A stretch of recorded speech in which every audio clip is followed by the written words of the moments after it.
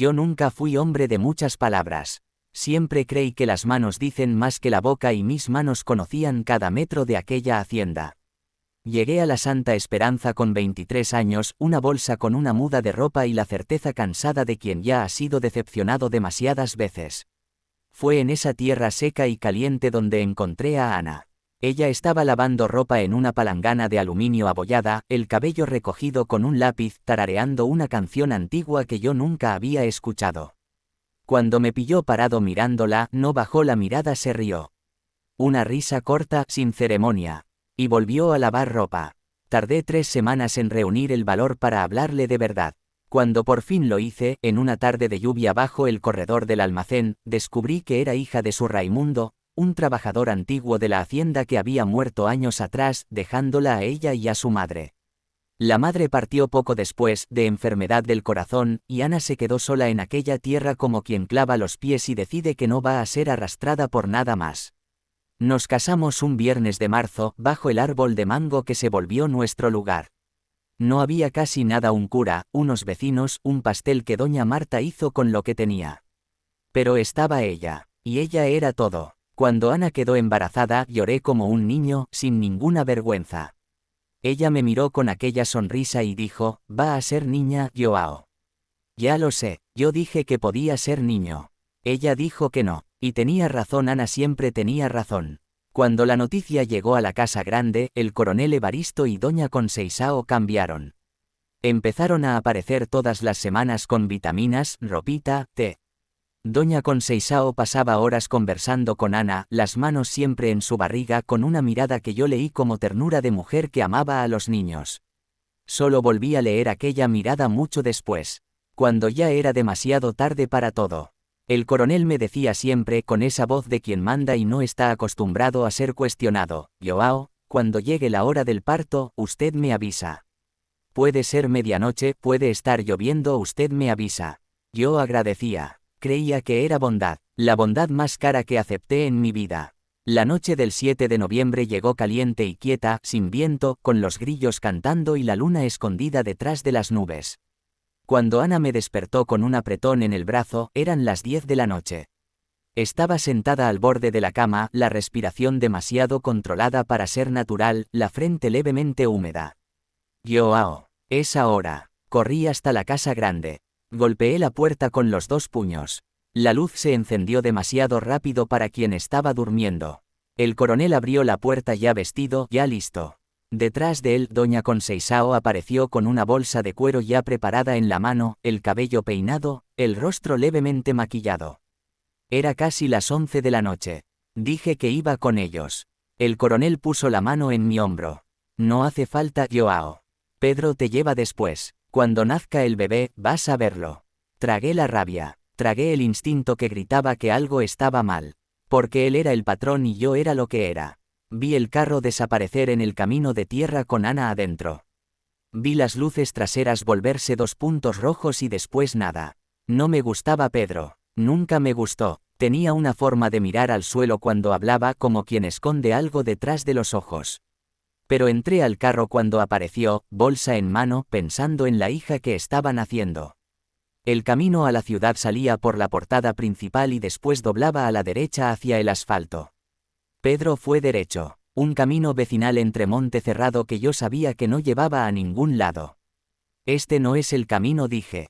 No respondió, aceleró. Cuando el carro paró en medio de la oscuridad, las 4 puertas se abrieron al mismo tiempo. 3 hombres me arrancaron hacia afuera antes de que yo pudiera reaccionar.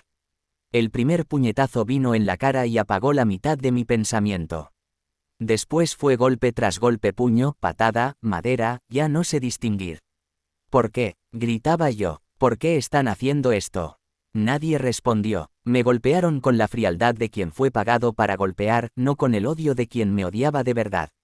Era trabajo. Yo era un problema a resolver. Eso duele más que el golpe, saber que no vales ni un odio verdadero.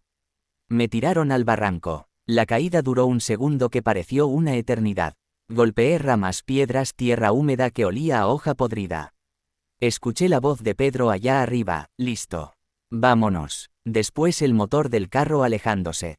Después nada. Me quedé en el fondo de aquel barranco sin saber cuánto tiempo.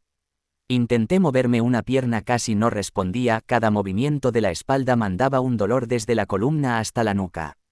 Intenté gritar, pero la voz salía débil, aplastada.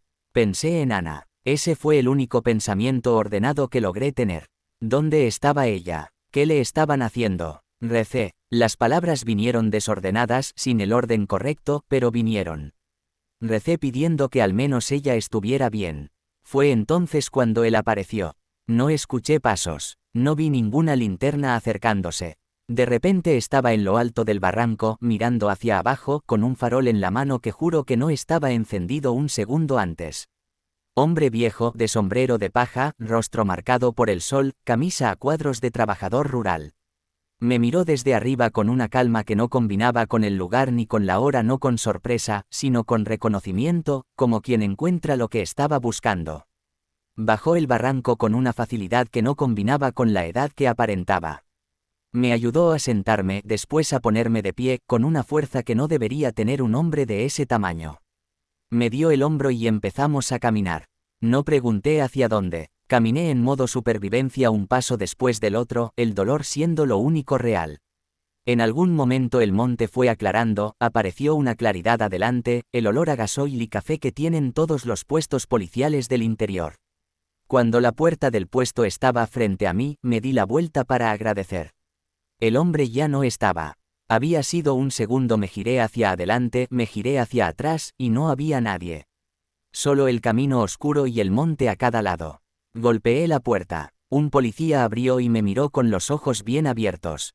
Me desmayé antes de terminar de entrar. Desperté en el hospital con la pierna enyesada, 3 costillas fisuradas y un policía sentado en la silla del cuarto. Conté todo. Él escuchó sin interrumpir y cuando terminé dijo: ¿Ya fueron a la hacienda? Pregunté por Ana. Desvió la mirada. Esos 2 segundos de silencio me lo dijeron todo. Pedro estaba en su cuarto durmiendo cuando llegó la policía, no había intentado huir, tal era su certeza de que yo estaba muerto. Confesó todo aún en el patrullero, como quien necesita sacarse algo de adentro.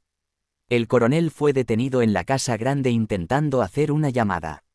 Y doña Conceição estaba en la sala, sentada en el sillón grande de cuero con una recién nacida en los brazos. Meciéndola despacio, cantando una canción de cuna como si el mundo estuviera en perfecto orden. Era mi hija. Ana fue encontrada en un cuarto del fondo de la hacienda, lejos de todo. La habían llevado allí para que diera a luz y después habían hecho el trabajo que el coronel ordenó con ella todavía sin fuerzas, con el cuerpo todavía abierto de la criatura que acababa de salir. Doña Conceição no podía tener hijos. En algún momento que nunca voy a poder precisar, ella y su marido decidieron que la hija de Ana sería la de ellos. Y que para eso no podía quedar ninguno de los dos. Cuando me lo contaron ya lo sabía por la pausa del policía. Aún así las palabras partieron de una manera que no esperaba. Lloré 2 días después, solo en un cuarto de pensión, de una manera que no sabía que era posible, sin lágrimas, más profundo, un sonido que salía de un lugar que yo no conocía antes de que Ana existiera. Después del hospital, después de los testimonios, después de enterrar a Ana en una tarde de sol que no tenía derecho a estar tan bonita, fui a la casa de los parientes de ella. Necesitaba contarles. Mi hija iba a necesitar conocer la familia de su madre algún día. La casa era sencilla, sala con pocos muebles, paredes con retratos. Como toda casa del interior. Fui mirando las fotos mientras la madre de Ana lloraba en mi hombro. Y entonces me detuve. En un marco de madera oscurecido por el tiempo, había un retrato de un hombre viejo. Sombrero de paja amarillento, camisa a cuadros, rostro marcado por el sol. Era él, era exactamente él. Pregunté con la voz apagada: ¿quién es este? La madre de Ana miró el retrato con esa voz de quien carga una añoranza antigua. Es el padre de ella. Su Raimundo. Murió hace 23 años. Me quedé mirando aquel retrato por un tiempo que no sé medir. Muerto hace 23 años. Y me había mirado a los ojos, me había dado el hombro, me había llevado hasta la policía con pasos firmes de hombre vivo. Nunca entendí, nunca voy a entender del todo. Su Raimundo bajó al fondo de un barranco para buscarme. Salvó al yerno que apenas conocía. Salvó a la nieta que todavía no tenía nombre. Pero no salvó a su hija. Eso es lo que queda. No la gratitud que es enorme y no cabe en palabras. Lo que queda es la pregunta sin respuesta, ¿por qué me eligió a mí y no a ella? Tal vez sabía que sin mí, mi hija crecería con otro nombre, en otra casa, sin saber quién era. Tal vez salvarme a mí era la única manera de salvarla a ella también. O tal vez yo nunca vaya a entender lo que los muertos saben y los vivos no saben. Mi hija se llama Ana. Tenía que ser. Y cada vez que ella sonríe, veo a su madre. Y cada vez que veo a su madre, le agradezco a un hombre de sombrero de paja que apareció en el fondo de un barranco en una noche en que yo debería haber muerto. Su Raimundo. Que Dios te tenga donde quiera que descansen los muertos que todavía caminan.